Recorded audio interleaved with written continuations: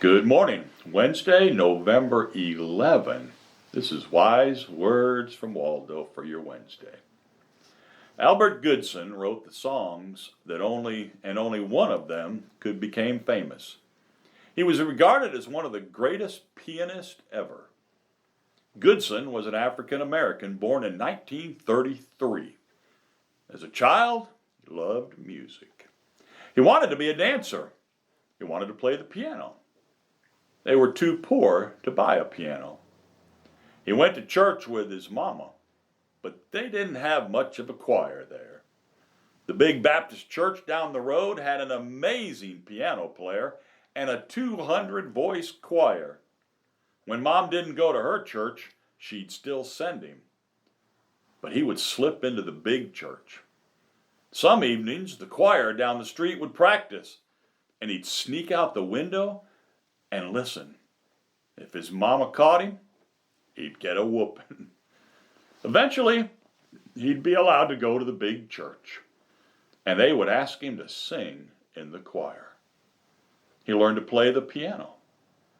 He would become so good, he'd play the piano for some greats like Tommy Dorsey, James Cleveland, Nat King Cole. But he loved gospel music.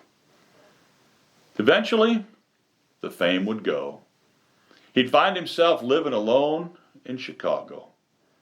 I had very little. Became very depressed. One day, I visited a friend because he had a piano. I sat down, and a melody came to me. As I played, the Lord began to speak to me. "I've never failed you. I've never left you," the Lord said. I penned the words, and I called a publisher. The song was published. A big church in Chicago heard it, and they sang it every Sunday for a year.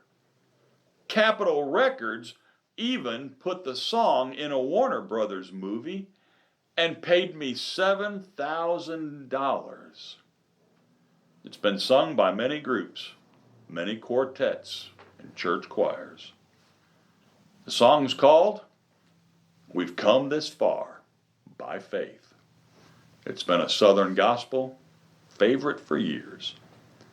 I can always attest to God's faithfulness today and throughout all my life. Even when I struggled sensing it, God is faithful. I've come this far by faith. What about you? Now stop and think about that.